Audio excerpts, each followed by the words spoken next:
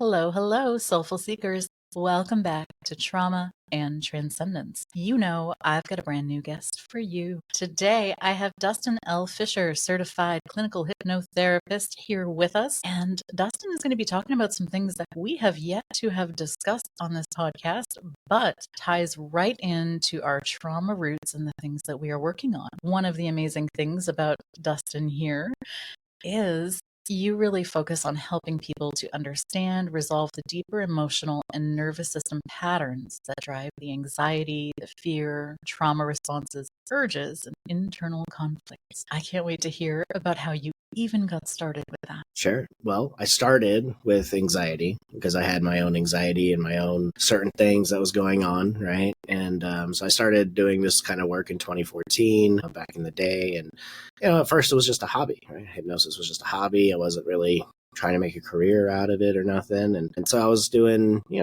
little things here and there. And I started getting into anxiety because I realized I had a lot of social anxiety and I couldn't give presentations. I couldn't, definitely couldn't do anything like this. Couldn't, talk to people naturally and things like that. And so, I was like, all right, well, let me use some hypnosis on that. And, realized that it was due to a lot of other things called, different traumas in my life. And so as I started processing certain emotions, I was able to overcome that social anxiety and get myself into more courses and more classes and more education of doing this kind of work. And I just kind of kept going from there. So that's how I started. Yeah. I think that's a lot of us. I think we either know someone that we want to support and help and change lives, or we are that person that we're trying to help. But the funny thing about hypnosis is it always seems to be like the second career for people. It's very rarely the first choice. But you know what? I will say it is the last career most of the time because it is very, very effective. It's super rewarding, very fulfilling, very effective. And I can't even imagine doing anything else at this point. There's nothing else that I'd even want to do. There's something I always say to myself. It's like, well, I was doing this stuff when I was broke, doing it pro bono and just doing it for free. And at some point I decided to make a career out of it. So I'd do it when I was broke. I'll do it when I'm rich. I'll do it whenever. It's one of those.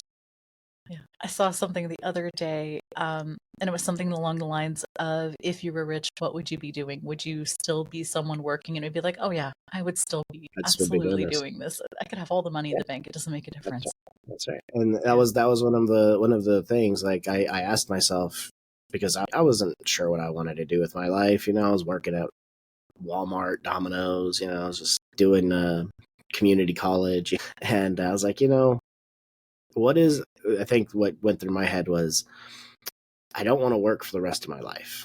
And I'm tired of working, right? That was kind of what was going through my head at the time. And I was like, what can I do that I consider not work and still make money off, money in and that kind of thing. And so I was like, all right, well, the only thing that I really super enjoyed doing that I would do no matter what is hypnosis. So I just leaned into that, and it just kind of became a thing. And what a way you've gone with it, because I've had the fortune of seeing you in action. You've actually worked on me before because we've got a common trainer, so we've got some training similarities. And I've seen the way you work with people, and it's profound. You get really, really powerful results very, very fast. And I want to say that when we did recently taught a class, do you want to name it so that I don't butcher what it was called? Sure. We called it the Rewriting Reality. It's a class on how to cognitively restructure limiting beliefs. How did you get to that approach? How did you put that together? Because it's masterfully done. I appreciate it. That is a combination of a couple different teachings, like in this work, a lot of things are theory based and, so it comes into practicality at some point because you use it with clients and things like that. But, it's a bunch of different theories, right? Like the reticular activating system and understanding how that works and understanding how beliefs are formed and how cognitive bias works and just all these different concepts. And just understanding how to reverse engineer it. And, and at the same time, I'd be lying if I didn't say it didn't come from other practitioners and other people, right? Like there's a lot of, I didn't come up with the RAS. I didn't come up with how beliefs are formed. I just kind of put it in a way to do it. So it's not 100% mine in the sense of it's just all my stuff, but it is a combination of different theories and different ideas. I think that's, just part of creating anything is we are also an amalgamation of all the things that we've learned, Right, for and sure. we come through it with a different perspective and a different spin on it. I know that when I go out in the world and practice IEMT, I'm not like any other IEMT Right, practitioner. It's just right, not. exactly. Yeah. And, Yeah. and I think that's interesting because I'm like, I don't even know if I'm necessarily doing XYZ right compared to what this person was teaching, but it works the Yeah. way I did it. So I guess that'll work. I've had to pause and ask that Oh, yeah, question at for times sure. of, wow, I've really changed from the things that I've learned, but also I'm far more effective than I've ever been Right. before. So is it necessarily bad? Well, Yeah. and I think that's important because it has to be yours. Until it's yours, it won't flow properly, and you won't have the same energy and the same understanding of it until it is completely yours. And when it is, then like not only do you do the work better in a way, but it's also feels better because it's yours, right? It's like I love the way that I work, and I don't see anybody working the way that I work. And this is, I think, how people tend to become trainers too, which I haven't done yet, which I do kind of plan on branching into that at some point. Except you did.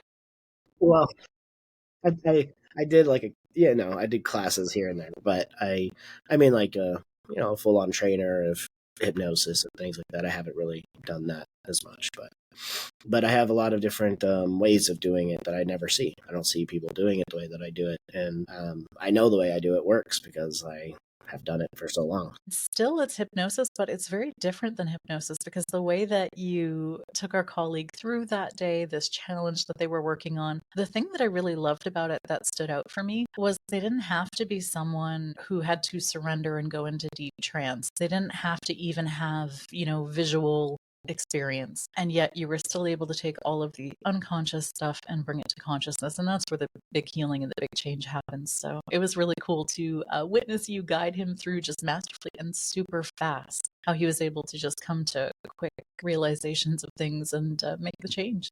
It's Yeah, really cool.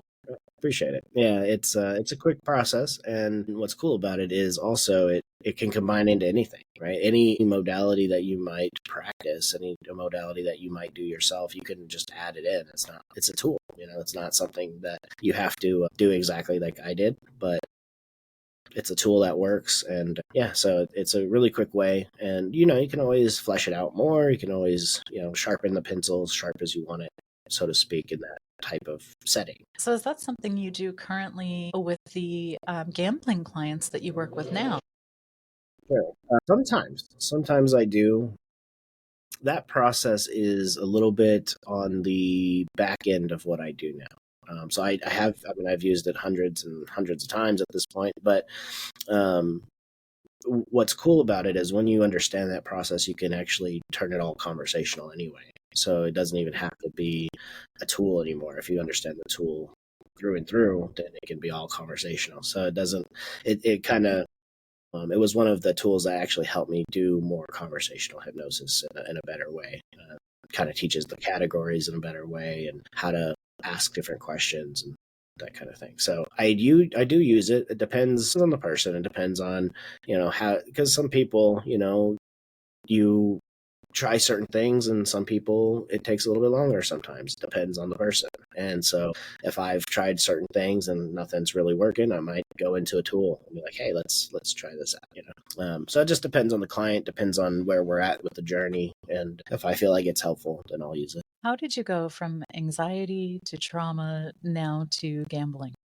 So yeah, I mean, there was actually a lot more in between there. Anxiety, fears, phobias, trauma, the PTSD. I've done a lot of different presenting issues. And really, so, I see a lot of different clients for a lot of different things because people come in for different things. And so for me, I realized that gambling addiction was a untapped sort of niche. And that was a place where I wanted to start doubling down because it's just like any other addiction. It's just like Doubling smoking, down, no pun intended. but it's just like anything else that I might have worked with: weight loss, smoking, drinking, pornography, food or sugar, or there's so many different ones that we work with as hypnotherapists. And I'm like, okay, well, what's the difference here? And so I ended up having, first I had a couple traders, right? It's like stock traders. And I was like, okay. And I was able to help them stop with the impulse buying and, or the impulse, selling and buying. And that was a Wow. big one. I And, mean, that was their career, so that's almost like food addiction because if you're right. human, you have no choice. You have to deal with food. But for them, that's in their daily life. Wow, I hadn't even And it's considered money. that. And it's money. Yeah. It's Yeah. a big money one, right? I helped, maybe half a dozen people in that. And then I was like, okay. And then I had a gambler come in, and this gambler, she was kind of the one who set off the whole idea for me, because trading was one thing, but gambling was another. And I was like, okay, so, this person came in, and she's allowed me to talk about this a bit because I have it on my channel as well and stuff like that. But essentially, I'll give you a little story here. She was seeing a psychologist for about 2 years, and she was seeing a counselor for about 8 months trying to solve her gambling addiction. She was in her 60s, and she's been gambling since she was 21. And she was a multimillionaire, and she had been gambling lots of money, right? Lots of money away. And she comes in, and one of the first things she was telling me was, I don't really care about losing all the money, but I can't keep it up forever either. She's like, on a long enough timeline, I'll be broke too. And so she really wanted to get out of the gambling addiction. And what's sent her to me was she had just had a really bad loss, right? So she was on a cruise, and I talk about this on my channel too, how the cruise ships are actually probably the worst place you could go to gamble, because you're trapped. You're trapped on that cruise. You can't leave, right? And they place that casino right in the middle of everything. Anyway, it's a whole thing. Essentially, she had $100,000 this one night. I'm sorry, she had 70,000. I apologize. She had $70,000. She lost $70,000. She put $5,000 more in. She got a jackpot. She got $100,000, and she did the whole $100,000. Lost the whole thing in one night. So she lost 170,000 plus in one night. 175. Yeah, 100,000 plus. And she still had 3 more days on the cruise. And so anyway, she was already seeing a psychologist and a counselor, and it's already been almost 4 years, 3 years, 4 years, whatever it is. And so what got me on this was, well, okay, we did one session. We had 12 sessions scheduled. She did one session, and she quit gambling in one session. And then, throughout the 12 sessions, I'm monitoring it, making sure that it didn't come back, and, the urges didn't come back, and all of these things. And so one session 4, she decided to test it out. She wanted to go and see how she would feel in a casino and online, because she did a lot of online betting too. And she'd put in like $20 on her online betting, lost it, didn't want to bet anymore. She was like, that hasn't happened in years, where she didn't have the urge to continue because they chase their losses. That's one of the things, is gamblers tend to chase their losses because of an urge, right? And her urges were coming from trauma back in childhood and things like that. And, we resolved that issue, and it helped the gambling, right? And so anyway, long story short, it became a thing in my mind. I was like, I don't see any hypnotists really going into this niche, and it's untapped. And when I looked up the time frame of helping a gambling addict, the traditional time frame from a psychology standpoint is anywhere between 3 months and 2 years.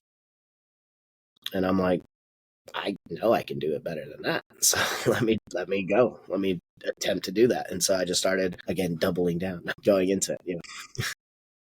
Yeah, I think it's definitely an underserved market. It's not something I would have thought about in terms of what to do with my hypnosis. And when I think about it, I think it is still very different. I think it is one of the few addictions that still carries a lot of stigma around it. So there's a lot of like social discomfort and shame that still happens. And it's one of the few legal addictions that happen.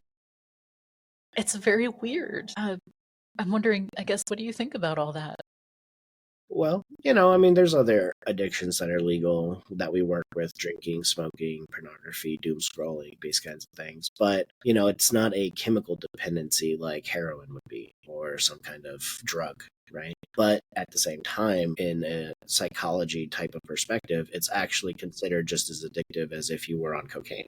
And I mean, all the neurotransmitters have to it's be the same. firing. Yeah, the dopamine has to be there and all of that good stuff. So it's like it's actually equated to just as being as addicted to as if you were doing cocaine all the time. So it's, but it has no chemical dependency, which actually makes it even easier to work with than something like that, because I don't have to worry about a nicotine dependency or a chemical dependency of any kind. It's simply just helping people realize it's a choice. It really is a choice. And it can be, once you process the emotions and you regulate the nervous system, the dopamine comes back into balance and it doesn't fire off. Basically, what happens is the high levels of dopamine you get when you play get equated to safety, which is in your parasympathetic nervous system, but it's not actually your parasympathetic nervous system. It's just tricked into that. So, it feels good, which is what you would have if you have your parasympathetic nervous system activated, your ventral vagal, but it's actually still a sympathetic expression, and it's just acting or looking or faking like it's parasympathetic because it's hijacked. And so basically the high levels of dopamine are equated to safety now. And because of that, everyday life feels boring, it feels mundane, it feels unfulfilled, and almost nothing that they tend to do can fill it. So if they get stressed or overwhelmed or lonely or bored, that pain in everyday life just creates this need for pleasure, pain versus pleasure, and their nervous system moves them to pleasure, which is the gambling. One thing that any hypnotist worth their weight is going to learn is that the problem is never the problem. And so, as a client, you may go in for one thing, you may go in for another thing, but by the time you get down to the roots, it's a whole other thing. So I think it's just so crucial that you're looking at the nervous system, you're looking at all of the neurotransmitters that are firing, you're looking at the different perspectives of how accessible it is and how that kind of makes it really insidious, because there's like several things. Yeah. Actually disgusting in a way, because I hear people talk about it, and I just did an episode on my channel, and it was about how the casinos market. And, as hypnotists, we know marketing is essentially hypnosis. And so what's interesting is the way that they market is relentless. They get, you have this player's card, and it's really interesting because you sign up for this player's card, and this player's card is like a Fitbit for gambling activity. And it literally tracks everything you do. And what it does is you put it into the slots, you give it to the dealer, and it'll track how long you stayed, how much money you've put down, how many spins you did on the slot machines. It'll track everything that you do when you put it in, and they're very encouraging. Use the card so we can send you free gifts, right? And so it seems like they're rewards, but what they're doing is they're actually creating what's called theoretical loss. And theoretical loss basically means we know how much you're going to lose over time, right? So the gifts that they give, the free cookware sets or crock pots or all these things, lower rooms, $40 a night, or free rooms, or whatever it is that they're giving, it's a percentage based off your theoretical loss. So over a year span, if they believe that based off how often you come and how much you spend and how much you lose, if they believe that they're going to win $10,000 from you that year, they have no problem giving you $50 of a free gift, because that's going to entice you to come in. And then, so that's how they do that. And it's really They're bad. just baiting that hook. That's awful. It's really bad. It's really bad. So, and it's relentless. So when you sign up for the player's card, now they have your address, and they just send you mailer after mailer after mailer. And I mean, my friend, she was the one who kind of told me about that idea. I was like, you know what, let me look into that. And she showed me the brochures that she got, because she lives in, Atlantic City, or close to it, I should say. And she had like 5 or 6 different brochures that have different, get your free bowl with warming mat with bowl, or $40 a night room, or whatever. And so they base their advertising and their marketing off of their theoretical losses. And it's kind of disgusting. And it's a lot of stuff that, I mean, if they just went to the store and bought it, they could have it Right. if they really wanted it, but would they probably even use it? Not really. Right. When it comes down to it, I don't think I've ever needed a warming plate. But it's like, well, but it's free, it's free. And so now I can get something free and go, and but that's how they get you, because now you're in there and all your dopamine is spiking, and obviously you want to be back in that state, because who doesn't want to have fun and feel good, right? And then now you're gambling when you didn't even want to gamble. There's a lot of really weird social dynamics when it comes to gambling, because I know there are a lot of people who like to bet and play off each other, and it kind of becomes like a competition, a camaraderie. And Sure. then there are others who do it in utter secrecy. Their loved ones don't even know, because Oh, yeah. huge social shame. Can you touch on some of that? Sure. Yeah. Yeah, that's a big one. The social shame is a big one. So I've even had clients who, they were married and hiding things from their spouses because their spouses were like, well, if you do it again, we're done. And so 6 months, they feel like they're not gambling, but they have their own separate bank account. They have their own separate thing that the spouse doesn't even know about. And, they're funneling money into it as much as they can to try and feed the addiction. It's really bad. Yeah, I had a client who one of his biggest things was that he didn't want to have to tell his wife that he was gambling again, because she told him it would be over if she found out. And so that was going on for like 6 months. And yeah, anyway, he was able to get out of that. Oh, that's tough, because then there's betrayal trauma for the spouse potentially, but then also self-betrayal. Man, I Oh, did it it's again. always self-betrayal. Yeah, self-betrayal is big. It's a big one, because, just like with any addiction, you don't logically want to do it, right? It's just emotionally you do. And it's the emotion. That's why we have to process the emotions behind whatever it is, because logically you don't really want to do the addiction. It's not good for you. It's draining your bank account. It's making you break promises to yourself and your spouse and all these different things. But people have so much pain in the emotional perspective, we'll say, that eventually gets too much and they have to move out of that pain and towards pleasure. Their nervous system will make them, right? You have to move, because your nervous system doesn't want to be in a sympathetic fight, flight, freeze, fawn, or shut down type of state. It doesn't want to be there. Yeah. Yeah, that's a really hard place to live, because I mean, if your system's always jacked, there's no way you're doing anything creative that you really want to be doing. You can't even focus on tomorrow or any of the goals. That's right. Yeah. So if you're in a sympathetic or a dorsal vagal nervous system state, at some point it's going to move you away, and it's going to make you do the addiction, because the addiction, and this is for any addiction, but it's an attempted solution to the problem. It's not actually the problem. It's like, drinkers, alcoholics, for example, who want to quit, they don't want to just, it's not that they're wanting to drink. It's that's the attempted solution to whatever the real problem is, and same with the gambling or the smoking or the porn or whatever. So it's always the same thing. It's always the attempted solution to whatever the real issue is. And so we do have to figure out what that is, right? And so, that's another thing. You don't always have to figure out why it's there, right? Like a phobia. You have to understand, like phobias are 9 times out of 10 associative learned, which means that you're in a suggestible state, a hypnotic state, and you see something on TV, or you hear a story, or you hear someone say something, or you watch it happen in front of you. And I'm laughing because I'm biased as hell. Do you do past life regression? I mean, I can, but I won't. We'll talk about that sometimes. I had a lifelong phobia of snakes, and actually, Okay, it wasn't a learned thing. It was right? full on past life. I had no Yeah, instances of this life issue, so it's crazy, but it yeah, can be weird things sometimes too. sure, sure. And so, it depends, right? But like I said, 9 times out of 10, what I've run into is it's something that you saw or read or whatever, and you won't know what that is. And so it doesn't matter sometimes if you have the exact reason. It's still a nervous system issue, and it's still an emotional issue. And so if you know how to work at that level, then you can work with most things. The other thing that's wild is it doesn't even have to have happened to us. We could see it Right? happen to Right. someone else, and that is enough as well. That's right.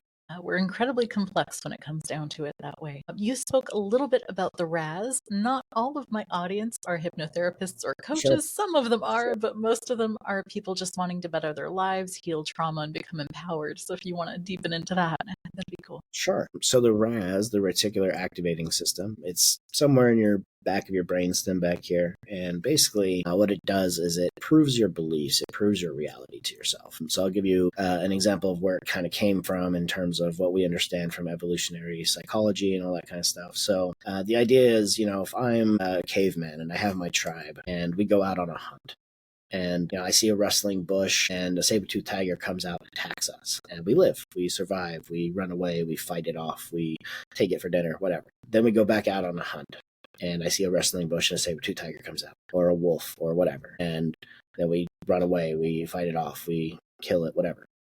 And we do this 3, 4, 5, 6, 10 times. And almost every time I see a rustling bush, another thing comes out and attacks me. At some point, I'm going to make a decision, a choice that I believe in, that if I see a rustling bush, probably something's going to attack me. And so now what happens with the reticular activating system is once that decision is made, once that belief is formed, the reticular activating system is going to do what it needs to do to scan my environment to make sure that it proves that to myself that that's my reality. So essentially it says, okay, let me scan the environment for any rustling bushes because I believe deep down that there might be a saber-toothed tiger behind it. And so in modern society, in modern times, that looks like the new car phenomenon, right? So you buy a new car, you had no idea that there were so many of that same car on the road. And so now you see it everywhere. You see it in this parking lot right in front of you. Same color, same make, everything. Or a new song or a new word. For me, the word Riz, I had no idea what that word was. It came This out of is not a word. right, but it came out of nowhere, and I was like, "Riz, what is that?" And then literally the next 2 weeks, I'm just hearing it on radios, on podcasts, people on YouTube. I'm like, I had to look it up at some point. I was like, "What does that even mean?" And so eventually, what happens though is, I would say it pointed out to you in your reality for roughly a week, 2 weeks, 3 weeks, maybe. And then it kind of calms down because it's supposed to be there. So now you don't have to be on lookout for it. It's just kind of part of your makeup and your schema in your mind. And you see it everywhere whenever you are just walking around. The thing that I try to explain to clients is it could go either way. It could be the things that have a lot of positive meaning for you, and it could be the things that you Sure. absolutely don't want. But the Oh, yeah. fun thing is we get to hijack it and we get to use that natural function of your brain to help you Well, I find mean, more of the things you do. absolutely. And if you think about it, that is also where a lot of the problems are, right? Because your reticular activating system is attuned to the phobia you have. And that's why you see it everywhere.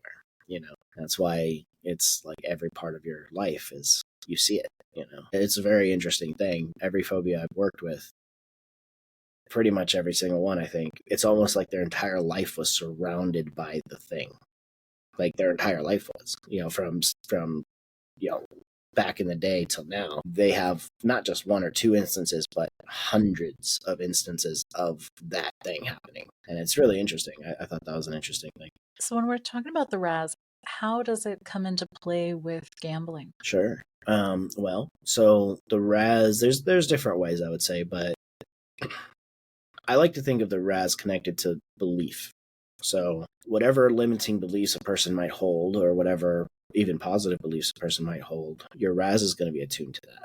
And so if you're a gambling addict and you truly believe deep down that let's just say that the only way that you can get out of the hole you're in is to gamble, and that's a belief that you decided is true for yourself, you're going to see gambling advertisements and marketing everywhere. And not only are they relentless at sending it to you, but even if you cut off the apps and do your very best to get it out of your mind, your brain is looking for it. Your brain is looking for that belief in your reality because it's supposed to be there because you've already decided it's true for you. And so if that's true, and the only way to get out of the hole you're in is to gamble more, it's going to find every opportunity to help you do that because that's the belief. So in those kinds of ways, it can point to it. In some ways, I guess I'm wondering if there's also occasionally overlap for people with OCD. Oh, If they see a particular thing, then do they have that compulsion where they feel like they have to engage more?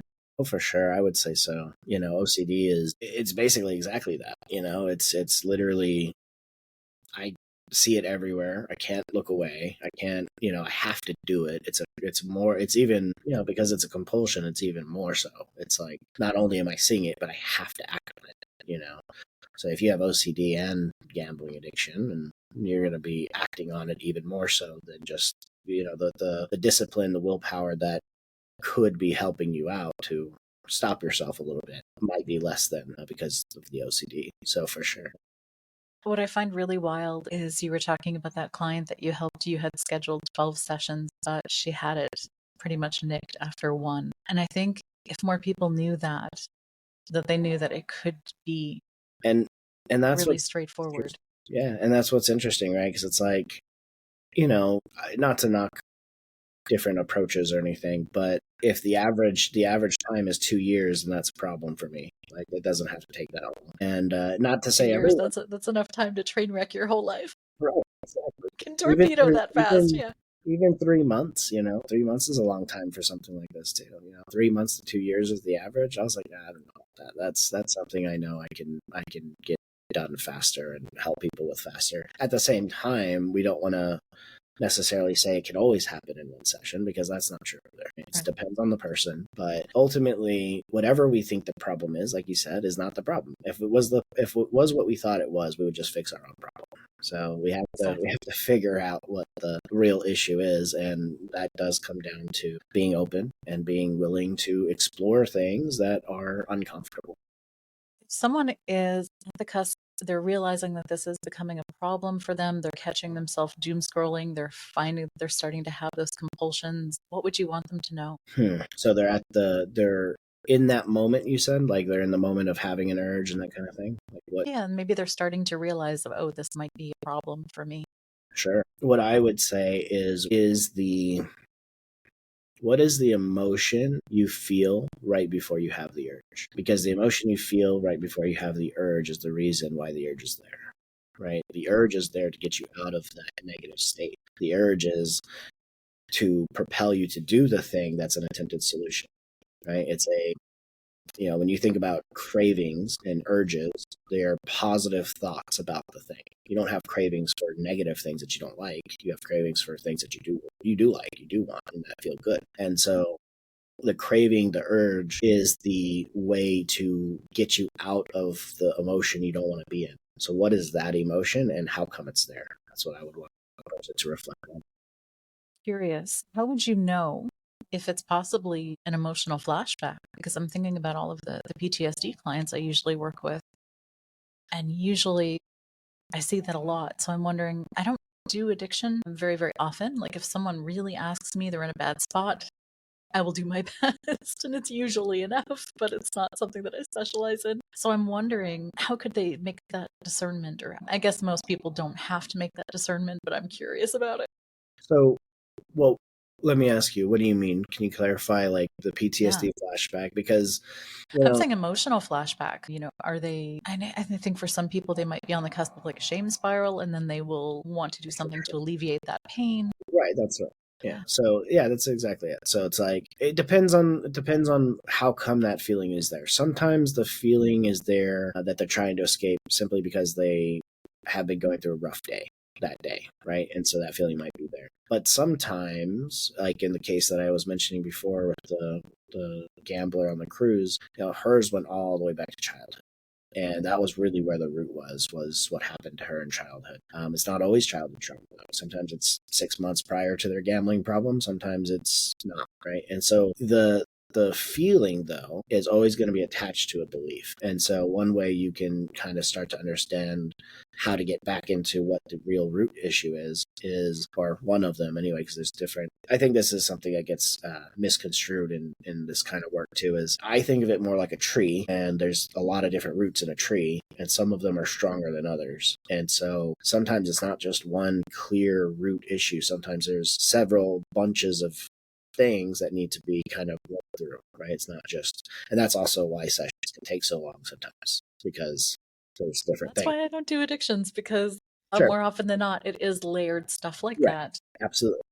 People who don't or haven't done hypnosis, sometimes they like to think it's a one and done, because there are lots of success stories where, yeah, a 2-hour session was enough to help my spouse break free of, tobacco. A 2-hour session was enough to help someone who was binge drinking previously. But that's not always going to be the case. Right. And it And just and it depends on what they have layered in. That's correct. That's correct. It can be. It can be the case, but it can also not be. So it is dependent on the person always. So, but to get back to what you were saying, one way to understand it is like, okay, so let's say the emotion underneath the urge was shame. Okay. What would I have to believe is true to feel a sense of shame in this moment right now? And then wherever that belief is, that can bring you back to childhood, can bring you back to 6 months ago. It could bring you back, so that's a really quick way to understand what limiting belief might be tied to that emotion underneath the urge. And then it's about processing that, reflecting on it, understanding it, all these different things that we can do with that idea, cognitively restructure it, whatever we want to do. But yeah, that's what I would say. So the emotion underneath the urge is the signal, right? So this is another thing, especially with the work that I do, emotional processing, nervous system regulation. I hear a lot of practitioners think of the emotion as the problem.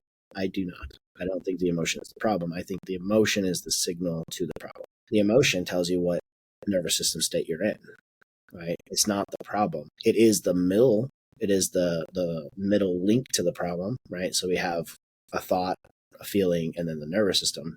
Every problem, in my opinion, has those three components, no matter what.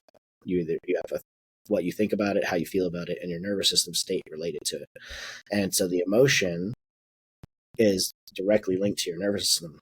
Every emotion is directly linked to your nervous system. And so if the emotion underneath the urge is shame, shame is connected to flight, is connected to a flight response. And so what might you have to believe in this moment is true in order to feel a sense of shame? What you'll find is, generally speaking, whatever that belief is would be connected to a flight response too, generally speaking. And so there's different ways you can think of it, but that's the idea. Made that connection myself. Thank you. I like that. You see, that's your next class. Yeah, like the experience that they had that kind of started bringing on a shame like that. It almost like, No, well, just the way that the nervous system connects to various emotions, because I hadn't thought about shame as being flight mode. Because I guess for me, when I've had complex PTSD in the past and I've experienced shame spirals, worst thing I've ever experienced in my life. Never want to do, don't recommend, don't get the t-shirt, not worth it. For me, it was really collapse. Like I would go into a full-on sure, collapse state, and that was really tough to break out. for sure. Yeah, so that's But it's another thing, interesting right? that they could be wired that way.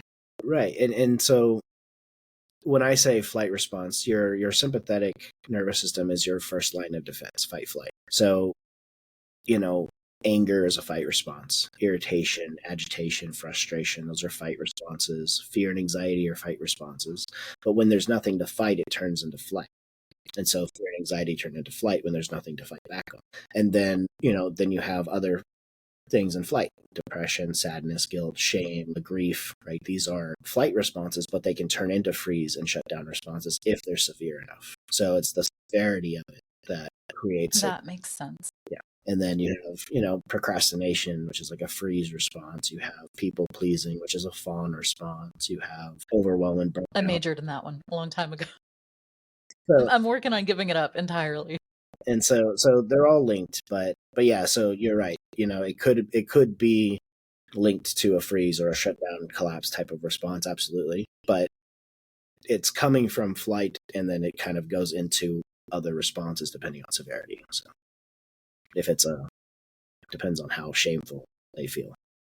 So I think the big takeaway for people listening today is if you're in the throes of some kind of addiction, whether it's gambling, it's doom scrolling, it's shopping, you name it, it's tied into your nervous system. It's not just the emotions that happen. This is very physiologically oriented as well. And that's definitely something to explore and consider.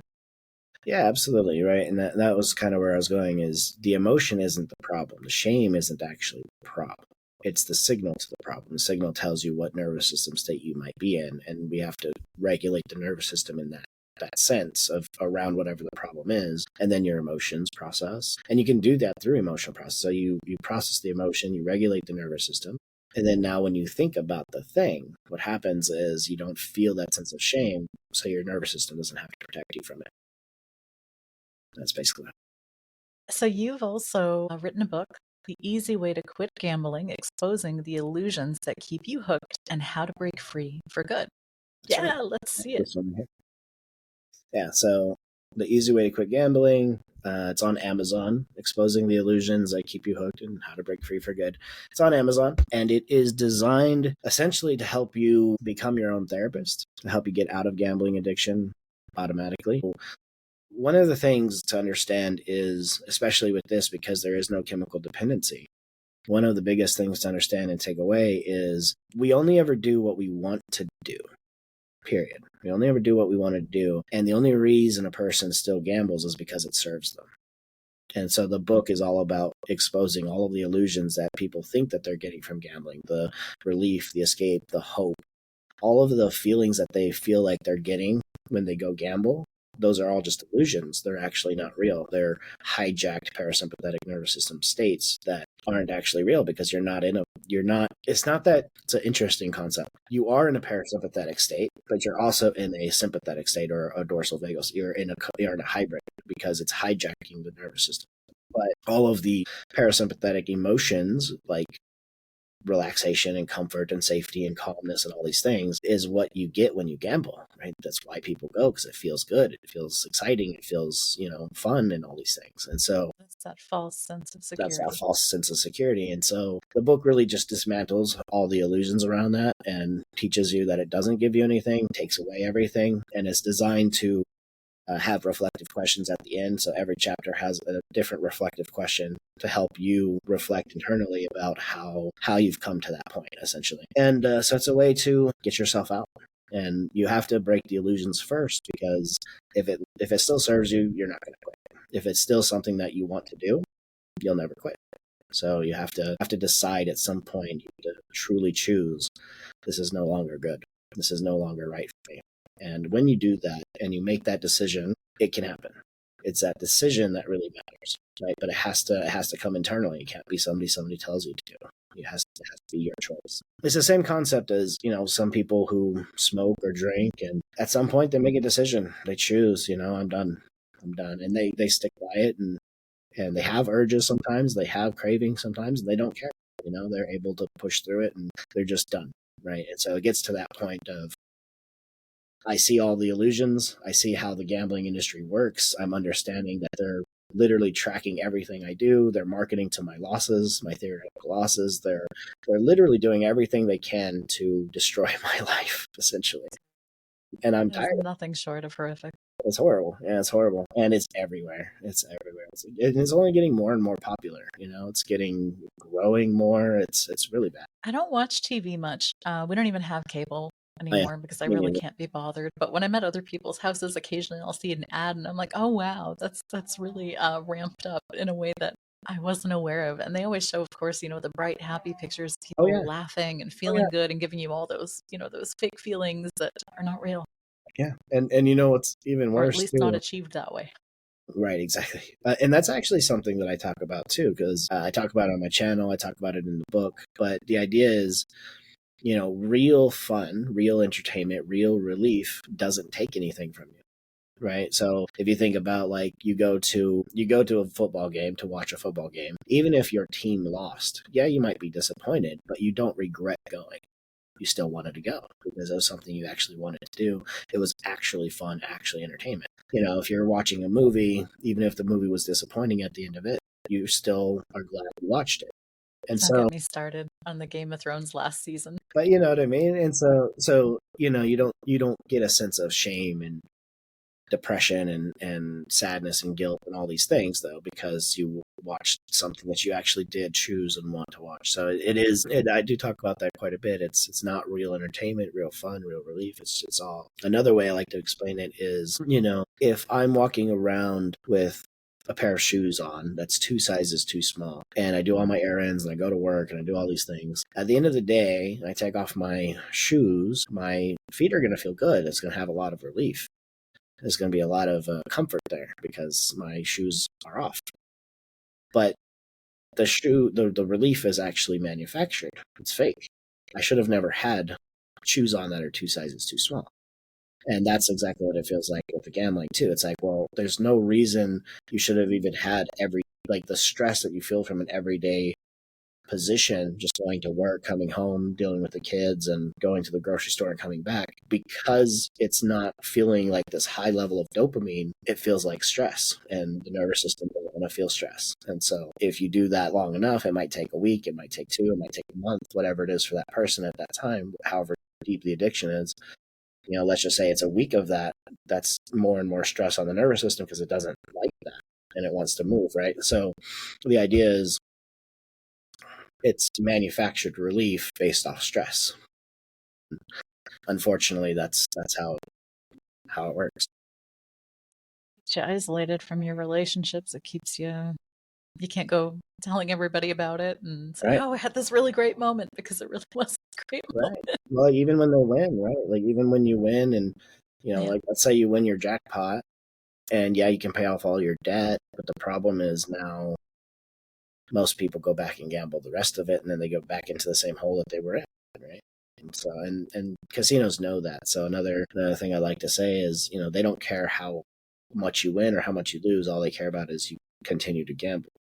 They just want you to gamble on a long enough timeline because they know eventually you're going to lose. It doesn't, the amount of money in the industry, they don't care if you win $100,000 on a jackpot. Couldn't care less about it. The other thing I've noticed is they keep going for younger and younger audiences. They're going for kids before they're even out of high school. Yeah, no, I can see that for sure. Like especially with sports betting, sports betting is a big one. Sports betting is huge, and I actually talk about that on my channel as well, because sports betting makes you feel like you're more in control because you have players' stats and you have the players, if this player was injured or whatever, and so because you have information, logical information, which as hypnotists we know that doesn't mean anything, because we can have logical information that the plane is the safest mode of transportation, but you're still going to have panic attacks if you're afraid of flying, right? So the idea is logical information isn't the strongest form of information. And the problem is they might have this false sense of security with that logical information. I know the stats, I know the players, I know their last year stats, I know who won, I know the injuries of the players, I know all these things. And so they have this false sense of security. But the truth is they don't have any actual say of the game, right? So like if you're in the game and you're playing the game, now you can actually affect how the game is played and how those things. But just having the stats actually doesn't do that. It's still more random. So it just gives a false sense of security. So they think that they're able to bet more and be smarter with their bets. And in a degree they can, but it's not enough to actually consistently be, a winner. Sometimes that's also a different kind of gambler. Maybe someone who actually just wants more control over their life, and because they don't feel like they have that other places in their life, that's one place they might feel it, even though it's not real. Could be. It could be. I haven't really noticed that too much myself personally, but it could be. I think that there are head-minded people, there are heart-minded people. There's people who are more analytical thinkers and people who more feel, right? I typically get a mix, right? So with my clients, it's typically just random. Some people are heart-minded and they're still doing casinos, and some people are head-minded doing casinos and vice versa. So I haven't really noticed a trend, but I think that it's not an impossibility or anything for sure. I think that if your makeup or your mindset is more analytical, there's a good chance that you like stats, and there's a good chance that you like numbers and control, because that's what typically head-minded people like. They like that preparedness and that kind of stuff. So, sure. This was fascinating. I learned so much today, and it was a very different look, and I really appreciate that. Thank you. Absolutely. What else is coming forward for you in the next little while? Anything exciting or Sure. trajectory of where you'd like to go with this work? Well, I definitely want to be on more podcasts. I definitely want to expand my reach. I do think, and maybe this is an ego statement perhaps, but I do think that I could actually be one of the bigger names in gambling recovery, because I have a track record of helping people faster than what I see traditionally being done. And, again, we talked about how I don't see people working the way that I work in a lot of ways. Yes, there's different methods and modalities, but the way I tend to work really gets to root issues very quickly and helps a person get out of dysregulation very fast. So, can it happen always in one session? No, but it can happen quickly, much faster than 2 years. Absolutely.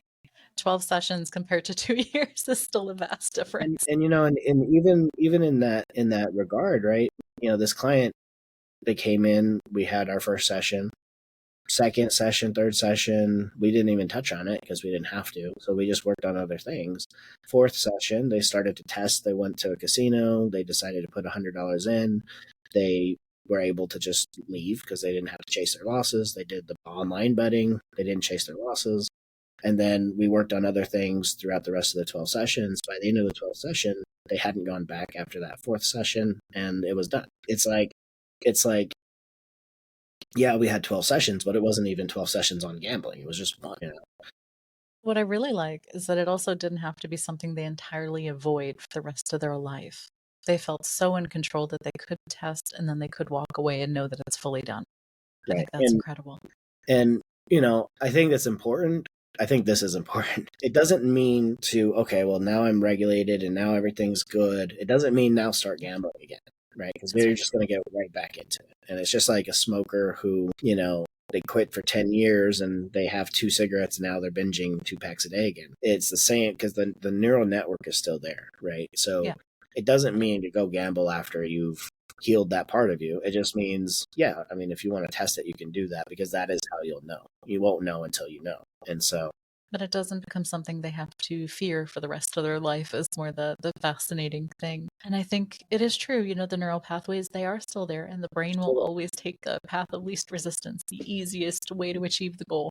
That's right. And that's also why, if all you're doing is just using willpower and discipline to stop it, like, yes, it can work. And yes, you can use that willpower to stop for 10 years, but you haven't reinforced anything. There's no new beliefs, no new identity, no new emotions. And so there's no stronger structure of neural pathways to help prevent a relapse. So when you do happen to smoke or gamble or whatever, it just goes right into it. So that's one of the problems with just using willpower and discipline is, yes, you need it, but at the same time, you want to build around it. You want to use different concepts with it as well. Yeah. Develop some skills. Absolutely. Well, thank you so much for your Amanda, time, thank your you for energy, having me. Absolutely. and for sharing. That was a pleasure, and I look forward to seeing you on the next training, my friend. Awesome. Yeah, no, happy to be here, and thank you for having me. All right, Soulful Seekers, I will do my best to put all of Dustin's info in the notes. I know he's got a thriving YouTube channel, and I will make that available for you. And if this is something you're working on, if you just want to end the doom scrolling, if you're realizing that gambling may be something that you're ready to give up, I'll help you get in touch. Otherwise, stay happy, stay healthy, be well, but most of all, stay inspired. Bye for now. Bye, guys. Sorry about